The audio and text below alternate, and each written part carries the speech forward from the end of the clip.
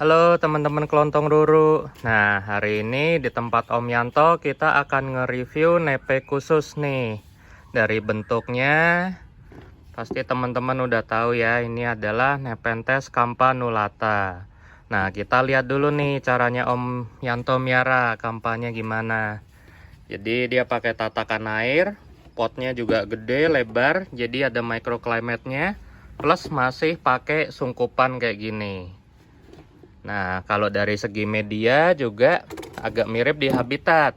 Jadi si kampa ini juga dia tumbuhnya di lumut di batu-batu limestone gitu ya. Ini bawahnya juga ada hidroton, pumice dan lainnya. Nah, si campanulata ini kita bahas sejarahnya dulu nih. Jadi dia di tahun 57 udah ditemuin di Kalimantan.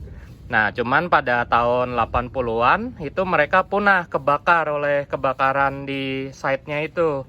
Padahal waktu itu site-nya itu bagus banget. Jadi kalau kita lihat pemandangannya, semuanya full kuning di kaki bukitnya, dipenuhin oleh campanulata ini. Nah, terus pada tahun 80-an itu akhirnya setelah dinyatakan punah ditemukan lagi di sisi Malaysia, di dekat Gunung Mulu. Nah, padahal itu jauhnya aja udah sampai radius 400 km ya. Nah, terus belakangan juga menurut Chen Li yang menemukan campanulata di site kedua ini, dia sama timnya itu juga melihat nepe yang mirip di Filipina di area Palawan. Nah, itulah keistimewaannya ya, tapi itu belum divalidasi apakah yang di Filipina itu memang adalah campanulata atau bukan.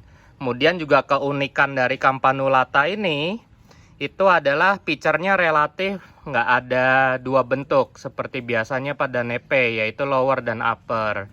Jadi dia cuman berubah insertion tendrilnya aja ya, dari depan ke belakang. Nah, terus juga keunikan dari campanulata ini adalah kantongnya. Jadi sesuai namanya, campanulet itu artinya bentuk bel atau lonceng. Nah, kemudian juga keunikan lain dari campanulata ini, dia sebenarnya termasuk trap yang golongan dry. Jadi mereka mengandalkan lapisan wax. Dan keunikannya si kampa, hampir 2/3 badannya ini itu adalah trap. Jadi organ pencernaannya cuma di bagian sepertiganya, dikit banget. Nah, kita bahas expertnya nih. Mumpung nepe spesial, harus ada yang spesial juga. Ada Bro Malcolm sama Bro Gary nih. Bro Malcolm dulu deh, kira-kira observasinya kalau buat campanulata gimana nih? Observasi apa nih? Keunikannya, kalau dari yang saya baca kan si kampa ini dia mematahkan teori, bilangnya kalau dry pitcher itu cocoknya buat hewan-hewan yang crawling. Tapi ternyata di habitat si kampa ini setelah diteliti banyak kan justru serangga terbang. Karena dia hidupnya di tebing-tebing, jadi dia mekanisme trappingnya itu mirip sama inermis dan jenis-jenis kantong-kantong corong lainnya. Dia bagian dalamnya ini cenderung lengket ya, dia kental ininya nih cairannya. Oh ya, kita lihat nih, tadi udah dicoba tumpahin dikit ya cairannya. Coba kita keluarin dikit. Wah, Ah. ada Oh kental iya, dia ya. tapi nggak sekental keluarga toilet ya. Iya. Nah Tapi nih, ini cenderung kental mungkin karena kecampur air ya. tuh viskositasnya lumayan. Ini juga tadi udah coba ditumpahin, masih ada sisanya dikit. Ya, dia fungsinya ini supaya serangga yang nempel nih langsung kejebak ya, nggak bisa balik lagi keluar. Nah, kalau dari saya baca juga si kampa ini walaupun dibilang nggak mirip dengan nepe manapun, tapi kalau dari menurut pengamatan kita mirip dengan perfile ya Kom ya. Ya, dia unik karena dia salah satu jenis nepe yang nggak punya kantong atas, artinya dia sulurnya ini nggak bakalan melilit ya, seperti Jadi cuman berubah insertion tendril ya dari depan ke belakang ya.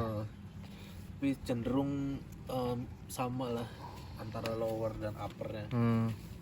Nggak begitu banyak perbedaan kayak Veggie terus Plipeata Yang mencolok ya, Iya. dari wing sama bentuk kantongnya. Yep. Nah, dari kemarin kita jalan-jalan ke Sesiles nih, lihat perfile juga. Kalau dari saya baca si kampa ini juga kayaknya mirip sama si perfile. Jadi kalau dikultivasi memang rata-rata plannya kecil ya. Tapi kalau di habitat yang udah mature itu justru dia seakan-akan berkembang biak dengan membentuk stolon, padahal enggak. Jadi sebenarnya dia tangkainya itu panjang, jalan-jalan di tebingnya. Kemudian dari nodulnya akan keluar apa ini istilahnya, Kom? Semacam roset kali ya. Roset baru. Ya. Jadi dari nodulnya pecah, keluar lagi, keluar lagi. Jadi seakan-akan tanamannya rimbun banget, padahal itu cuman satu batang. Nah, pengamatan nepe kayak gitu itu biasanya kami temuin di Perfile ya. Dan kebetulan kayaknya mirip ya, sama-sama hidup di tebing cadas gitu ya mereka. Inter, tapi dia juga termasuk tanaman yang susah. Yes, aneh. Ini dibilangnya terkenal lowland katanya kalau versi bule di 200 meter ya kalau nggak salah. Tapi rewelnya setengah mati. Di Dan sini 1200 dia juga masih harus iya, harus pakai sungkupan. Kemudian juga Perfile juga mirip ya, daerahnya berangin gitu-gitu, kelihatannya juga kering, panas tapi susah. Nah, yang unik dari si Kampa ini juga dia habitatnya khusus, jadi nggak sembarang tebing cadas ya. Dia harus tebing yang ngebentuk kantong dan ada atapnya. Jadi dari situ kelihatan dia terlindung dari kekeringan maupun banjir yang terlalu basah pada saat musim hujan. Nah, soal pemeliharaan kita tanya ke Bos Gary nih yang punya banyak kampa.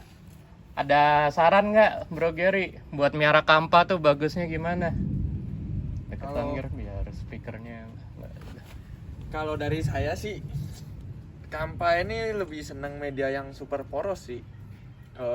Pengalaman pakai Pumis sama Kanuma, dia Bagus lebih ya? milih Kanuma. Akarnya full satu pot. Oh, jadi ini perbandingannya batu lawan batu ya, Pumis versus Kanuma, bagusan Kanuma. Iya. Full Kanumanya Full kalau di Kanuma, sana. 100% Kanuma, nggak pakai mouse lagi. Terus gimana, pakai tatakan air apa enggak? Nggak pakai tatakan air lagi. Tapi tetap disungkup seperti ini. Oh. Sama. Nah, terus pas dulu, sekarang kan Bro Gary udah punya GH yang proper banget nih. Nah, dulu sebelum pakai GH itu udah miara kampa belum? Udah 4-5 tahunan. Nah, bagus mana kira-kira? Pakai AC apa enggak untuk kampa ini? Dari pengalaman. Pakai AC. Pakai AC justru lebih bagus ya? Iya, daripada enggak.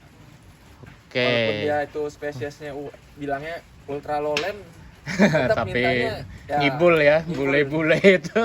Ya itulah, kita jangan suka salah lah. Kayak nepe-nepe tertentu, Norti, Truncata dibilang lowland.